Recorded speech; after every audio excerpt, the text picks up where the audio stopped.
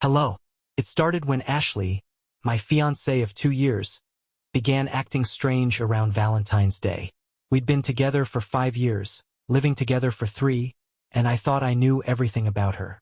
She was always the life of the party, the one making plans for us, organizing dinners with friends. But suddenly, she started staying late at work, going to girls' nights twice a week, and being weirdly protective of her phone. First, I brushed it off. Wedding planning is stressful, right? Then came the bomb. Tyler, I think I need some space to clear my head before the wedding. She said it so casually over dinner, like she was telling me about her day at work. Maybe we should take a break, live separately for a month or 2, to make sure we're making the right decision. I felt like I'd been punched in the gut. We had 200 guests RSVP'd, vendors paid, honeymoon booked. But I tried to be understanding. If that's what you need, I said, thinking maybe this was just pre-wedding jitters. We agreed she'd stay with her friend Madison while we figured things out. That's when things got interesting. Remember Kyle, my buddy who works at a tech startup? He called me 2 days after Ashley moved out. Dude, you need to see this, he said. I'm sending you screenshots. Kyle had been on Hinge when he came across a familiar face. My fucking fiancée. Her profile said she was new to dating and looking for adventure. The profile was detailed with recent photos, including one from last week when she told me she was having dinner with her mom. But here's the kicker, the location tagged was a rooftop bar downtown. I remembered that photo. She'd sent it to me that night, saying she and her mom were having a special mother-daughter evening. I sat there staring at my phone, watching as more screenshots came in. Her bio read, "Life's too short for settling. Looking for someone who can keep up with my adventurous spirit. Love trying new restaurants, spontaneous trips, and deep conversations over wine. Not sure what I'm looking for, but I'll know it when I find it." The rage I felt wasn't hot. It was ice cold. Everything clicked. The late nights, the sudden girls' trips, the password changes on her phone. She hadn't needed space to think about our relationship. She needed space to fuck around without getting caught. I didn't sleep that night. Instead, I started digging. Our shared iPad was still logged into her iCloud, and that's where things got really fucked up. Her messages with Madison told a very different story than the needing space bullshit she'd fed me. They'd been planning this for weeks. "Girl, you need to live your life before settling down," Madison had written. "Nathan from accounting is so into you, and he's way more successful than Tyler." Ashley's response made me physically sick. "I know. Nathan's been asking me out for coffee for months. Maybe it's time I said yes? Tyler's sweet but so predictable. I need excitement." There were dozens of messages about their strategy. Ashley would ask for space, claiming she needed time to think about the wedding. Meanwhile, she'd already been on 3 dates with Nathan, and apparently, he'd shown her what real passion felt like. They'd hooked up in his Porsche after a charity gala.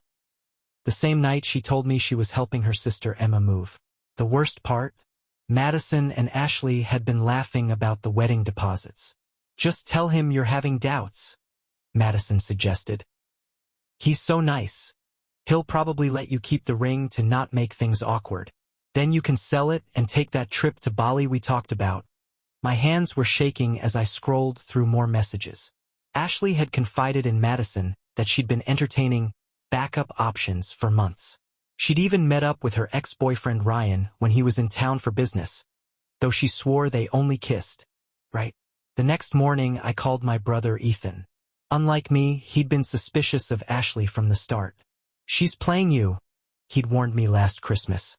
"No one needs that many girls' nights when they're planning a wedding." I should have listened. Ethan came over immediately. While I paced around our apartment, the one with walls covered in photos of Ashley and me looking so fucking happy, he sat quietly, looking through the screenshots I'd collected. "You know what you have to do," he finally said. "But first, we need to call the bank." He was right. Ashley and I had a joint account we'd been using for wedding expenses. There was nearly $40,000 in there. Mostly my savings from 3 years of overtime at the architecture firm. The next part wasn't pretty, but I'm not apologizing for it. I withdrew everything except $100. Let her try explaining that to Nathan from accounting. 2 hours after emptying the account, my phone exploded with notifications. Ashley was calling non-stop, her texts growing increasingly frantic. Tyler, what happened to our account? Why isn't my card working? This isn't funny. I watched them pile up, each message more desperate than the last, but didn't respond. Instead, I drove to her parents' house. Linda and Robert had always treated me like a son, and they deserved to hear the truth in person. They were having Sunday brunch when I arrived, complete with Linda's famous blueberry pancakes. The same pancakes she'd promised to make for our wedding morning. Tyler. Linda's smile faded when she saw my face. What's wrong, honey? I wordlessly handed them my phone, open to the screenshots. Robert's face darkened as he scrolled, while Linda started crying quietly. We raised her better than this, she whispered. That's when Ashley burst in. She must have guessed where I'd gone. She was still wearing yoga pants and a tank top, hair messy, face red from crying. Tyler, what the fuck? You can't just take all our money. That's illegal. The look on her face when she saw her parents at the table, my phone in Robert's hands, was almost worth all the pain. Almost. Our money, I said quietly. You mean the money I saved for our wedding while you were test driving other options? She switched tactics immediately, tears flowing. It's not what you think. I was just talking to people, trying to be sure about us. You've been my only serious relationship. How could I know it was real without comparing? Comparing what, exactly? Robert's voice was like ice. The size of Nathan's Porsche compared to Tyler's Honda? Or maybe you were comparing hotel rooms during your girls' nights. Ashley's face went white. Daddy, please dash. Don't daddy me. Robert cut her off. The same night you told us you were working late, you posted pictures from that rooftop bar. Did you think we wouldn't see them? We just didn't want to believe our daughter could be so cruel. Linda hadn't said a word, just sat there with tears running down her face. Finally, she looked up at Ashley. The ring, she said quietly. Give Tyler back his grandmother's ring. I can't, Ashley stammered. It's at Madison's dash. Bullshit, I interrupted. You wore it on your last date with Nathan. I saw the pictures. Take it off.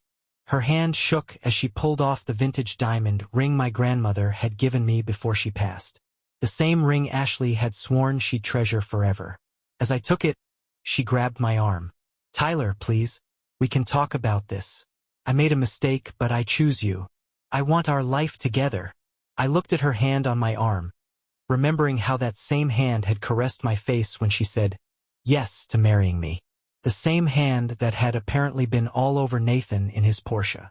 I gently removed it and stepped back. You know what the worst part is, Ashley? It's not even the cheating. It's how you planned it all. You and Madison, laughing about selling my grandmother's ring for a vacation. Making fun of my Honda while you let another man. I couldn't finish the sentence. The rage was back, cold and sharp. Linda suddenly stood up. I need to make some calls, she said quietly. I'll start with the venue, then the caterer. Then I'll call every single one of our family friends who've already booked flights and hotels. I'll explain to them that my daughter, her voice cracked, my daughter decided to explore her options instead of honoring her commitments. Ashley's face crumpled. Mom, please don't dash. Don't what? Linda's voice was steady now. Don't tell the truth? That's all I'll be doing. Telling people that the wedding is off because my daughter couldn't keep her legs closed before the wedding. That's what happened, isn't it? Robert put his arm around his wife. You should go now, Ashley. We need time to process this.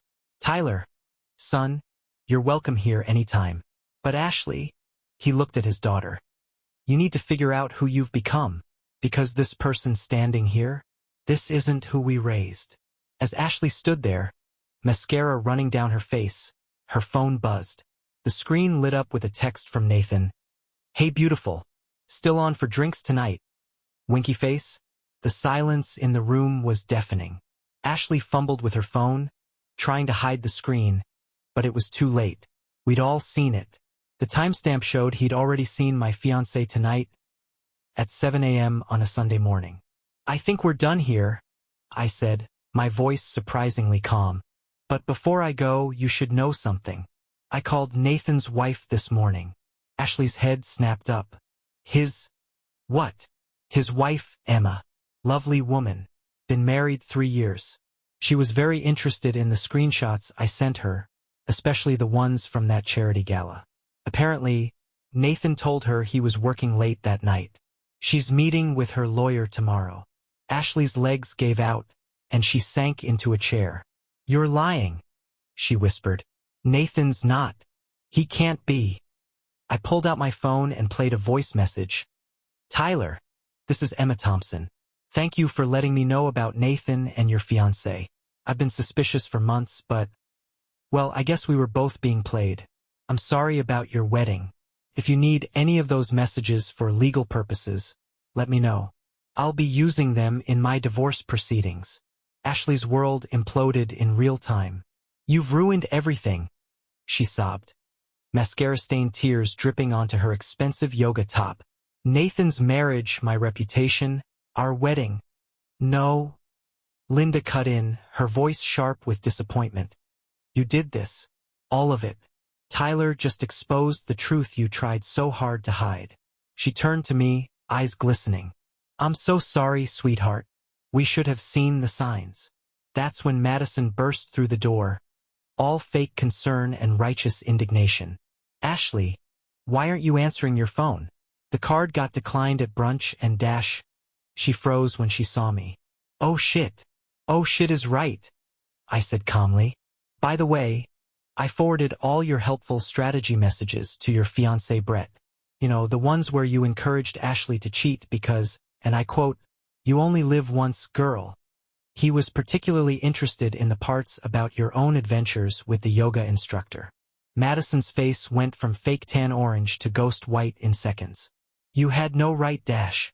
"Actually, I did. Those messages were on our shared iPad. The one Ashley forgot about when she changed all her passwords. The same one that showed her location history at hotels when she was supposedly at girls' night. Did you really think I wouldn't find out?" Robert stood up, his face a mask of controlled fury. "Madison, get out of my house. And Ashley, pack whatever you need from our place. You can stay here tonight, but tomorrow you need to figure out your own arrangements. Your mother and I." He glanced at Linda, who nodded tearfully. "We need time." As Madison slunk out, Ashley made one last desperate attempt. "Tyler, please. We can go to counseling. I'll do anything. I'll cut off contact with everyone. I'll dash." I held up my hand. "Save it. Oh, and about the apartment," I called the landlord. "Since I'm the only one on the lease, he's already changed the locks. Your things are being packed by a moving service as we speak. They'll deliver them here tomorrow. I've also emailed all our wedding vendors explaining the situation. Most of them agreed to refund the deposits when I showed them proof of your activities. The ones who wouldn't, well, that's what the money from our joint account was for." Ashley collapsed into full-blown hysterics, but I wasn't done. I also took the liberty of posting a brief, factual update on our wedding website. You know, the one you spent hours perfecting? All our guests now know exactly why the wedding is canceled. I even included a few choice screenshots, just to avoid any confusion about who needed space and why. "You didn't," she whispered. "I did. Check your phone. The messages should be rolling in right about now." As if on cue, her phone started buzzing nonstop. Messages from family, friends, coworkers, everyone who'd been following her perfect bride journey on social media. Everyone she'd lied to about her girls' nights and working late. The carefully crafted image she'd built was shattering with each notification. I turned to leave, but paused at the door. "By the way, Nathan's wife Emma? She's friends with your HR director. Apparently, workplace relationships should have been disclosed, especially since Nathan was involved in your recent promotion. But I'm sure you'll sort that out on Monday." The last thing I heard as I walked out was Ashley's wail of despair mixing with Linda's quiet sobs and Robert's heavy sigh. The spring air hit my face, and for the first time in weeks, I could breathe freely. My phone buzzed, a message from Emma Thompson. Drinks this Friday? I think we both could use one. I smiled as I got into my Honda. Sometimes karma needs a little help. Thank you for listening the story to the end. Write your thoughts about it in the comments and do not forget to subscribe. See you in the next videos. Bye.